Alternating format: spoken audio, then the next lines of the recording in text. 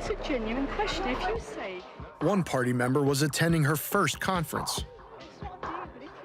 I heard there was a Labour Friends of Israel stall, and I thought this would be a really good opportunity to have a dialogue with a group I know who have a lot of influence, and it'd be very interesting to hear their ideas.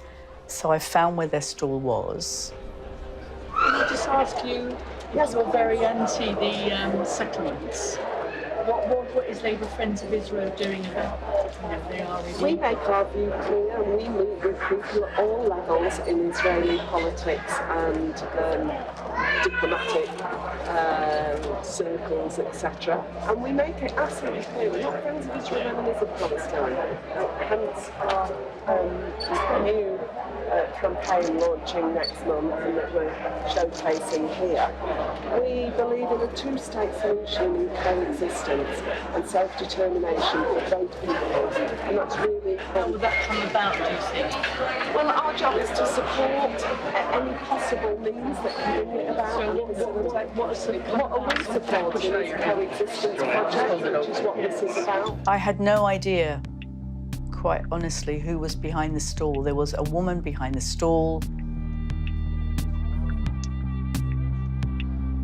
My first series of questions from memory was simply to say I was very interested to know how a two-state solution would come about. What would be the details, not a slogan, but the details. What about Israeli occupation? Well, what we want is a two-state solution. And the reason we've not got it now at the moment is because there's a distinct lack of security for Israel. Supporters of a two-state solution believe that a peace deal based on national boundaries that existed in 1967, before Israel's occupation, will one day lead to a viable Palestinian state. But the continued growth of Israeli settlements on occupied land has made an independent state all but impossible. I was actually seeking some reassurance that a two-state solution, if that's what they were promoting, was still possible. This is a big picture situation, and we want a two-state solution that is good for all. Times, what steps? Because, you know, so the Labour Party is saying... I'm not going to defend or criticise it. It seems as if you are defending Israel. I would defend Israel. I'd defend Israel's right to exist. I'd defend Israel as a democracy and a social democracy. We don't suffer by We have to be very, very careful not to let our feelings about this morph. So no feelings come into account. I'm not being anti-Zionist. We have to be very careful. anti-Zionist. Don't we all want a two-state solution based on coexistence and peace? I said time and again, I'm here to talk about the two-state solution which you are promoting. And this is what I'd like to learn about. It's clear that the Israeli state, no matter which party is in power, has got absolutely no desire or inclination to relinquish the territories occupied after 1967. But the questions that that throws up are the kinds of questions that people don't want to ask or don't want to answer. I'm asking you how you are bringing that. And we make But I don't know what I think. Anyone who supports Israel has to ask himself or herself the following question. There are two possible scenarios, and only two possible scenarios. Either I support the new state of Israel, which is an ethnic apartheid state, or I support a change of regime in Israel, namely that the state and the country as a whole would go through a genuine process of democratization, as did apartheid South Africa. There is no third option. Thank you, Jean. I've enjoyed the conversation. I'm asking you about settlements. They've totally atomised the whole of the West Bank. I'm asking you, I'm really genuinely interested, how a two-state solution, but how can it come about if the whole of the West Bank is atomised? So, but in practical terms, That's what you're doing as part of the campaign. in terms of the West Bank is atomised, where will the state be? I mean, that is a genuine question. Where will the state be? The activists who came to ask her tough questions about the settlements, actually, that was her main point. She didn't ask her about Judaism or the existence of Israel. She just wanted a straight answer. How does anyone who supports Israel justify the settlements? We go over there, we witness, but nothing changes. I was quite interested in whatever funds they had and influence they had, how would this bring about a two-state solution? That was my very basic question. You've got a lot of money, you've got a lot of prestige in the world. I don't know where you get that. Sorry? Labour Friends of Israel have got a lot of power, a lot of money. Well, I think so. I hear that it's a stepping stone to good jobs. A friend of mine's son's got a really good job at Oxford University on the basis of having worked for Labour Friends of Israel. If you just believe rumours, then it's not a rumour, it's a fact. It's anti-Semitic. No, it's not anti-Semitic. It's a trend. It's about conspiracy theories. It's not. Sorry, it is. It's not. Anyway, that's my view, and I think we have to agree to differ. No, I don't think we do have to agree to differ. I'm agreeing to differ. I'm ending the conversation because I am not really wishing to engage in a conversation that talks about get involved with this and then you get a good job in Oxford or the city or that is anti-Semitic.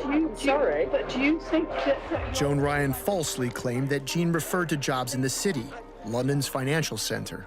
And it comes very clearly in the discussions that you have filmed that the woman was not anti-Semitic. They know it. She didn't talk like an anti-Semitic person.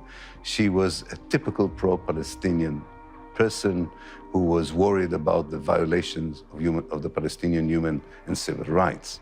Ryan continued to reference banking, a traditional anti-Semitic trope, as she left the conference hall with our undercover reporter. But Jean had never mentioned it. I'm anti-Semitic. You heard her say, join you lot and you get into Oxford or you get into work in a bank or... At no point did I ever say that Labour Friends of Israel will get people jobs in banking in the city. I did say, which is absolutely true, that I know the son of a friend of mine who he believed himself that having some connection with Labour Friends of Israel didn't harm his career at all. That evening, at a rally to combat anti-Semitism organized by the Jewish labor movement, Joan Ryan described her day at the stall. But we have also had 3 incidents of anti-Semitic harassment on our stand to the people who are stuffing that stall today. And that, I think, tells you something about why we need to be having this against anti-Semitism rally. By the following day, word had spread about Jean's exchange at the LFI stall.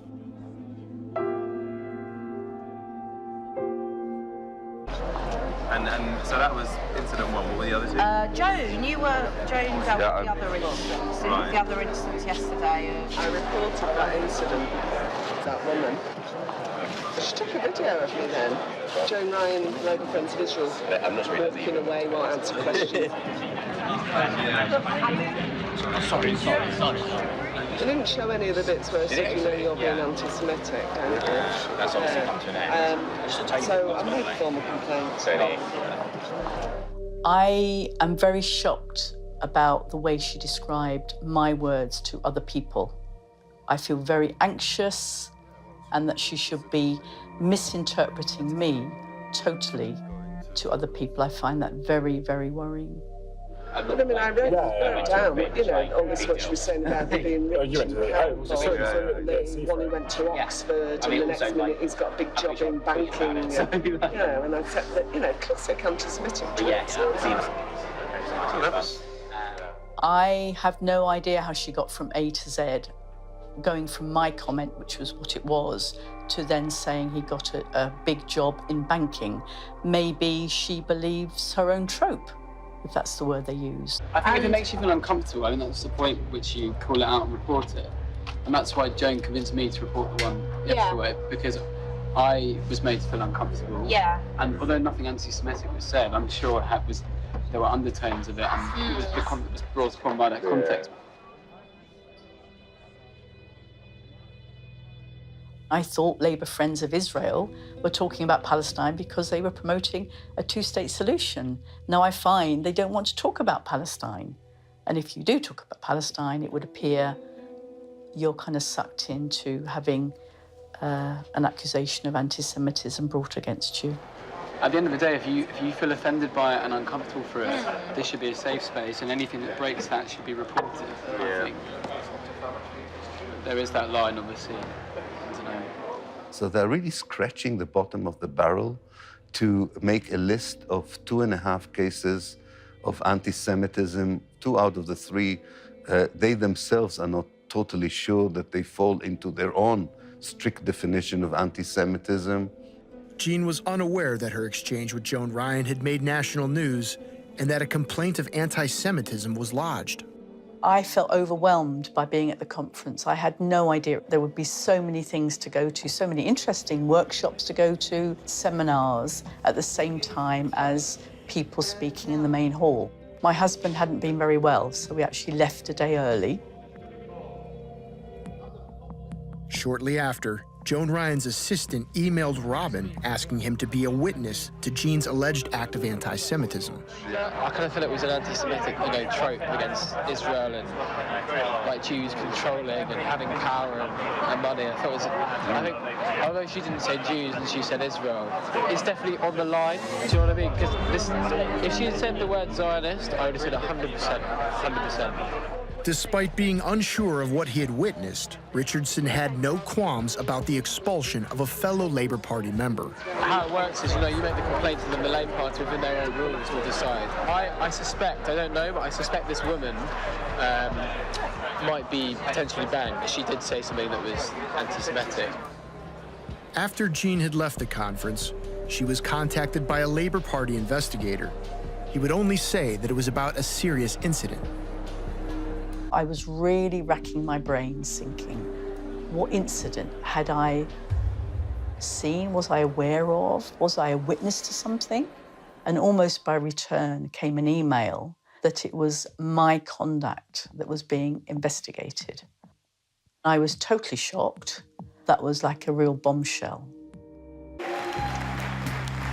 The annual event run by the Labour Friends of Israel was one of the most anticipated at the conference. The party leader always attends.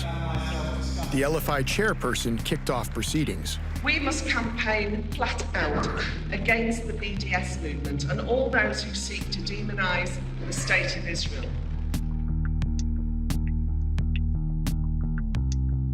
To single out uniquely the world's only Jewish state and call for it to be boycotted, that is anti-Semitic, and we should say so loudly.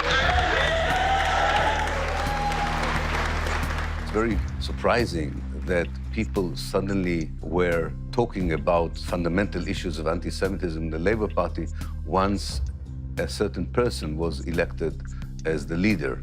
Ladies and gentlemen, the leader of the Labour Party, Jeremy Corbyn.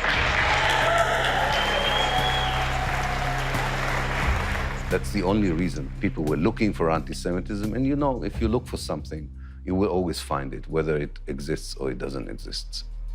And I want to thank Joan Ryan, as chair of LFI, for the work that she's done and the way that she represents the organisation. The sudden onset of anti-Semitic claims led Jeremy Corbyn to publicly engage with Labour's pro-Israeli groups.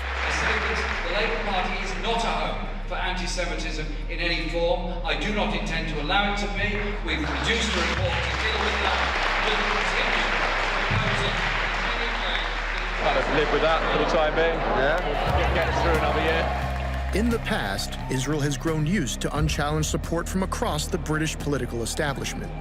That cross-party consensus allowed Israel a free hand, enabling it to build illegal settlements on Palestinian lands.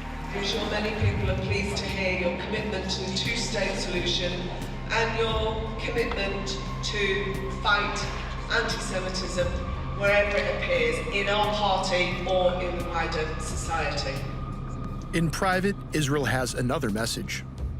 Corbyn and the global BDS movement that he supports threatens the political status quo that has tolerated Israel's occupation of Palestinian lands for half a century.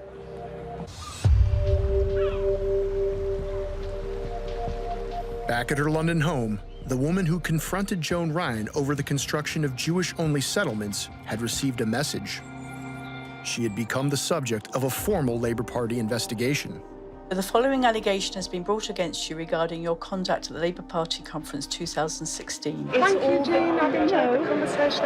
I'm asking you about settlements they've told. When the lady, who I now subsequently learned was Miss Ryan, accused me, the allegations was that I was being anti-Semitic, I was just appalled.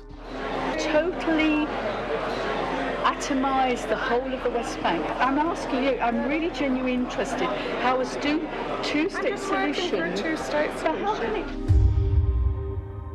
The complaint alleged that Jean constantly suggested that the LFI had lots of money and power, when in fact she had said once the LFI has money and prestige. Nor did Jean mention a high-paying job.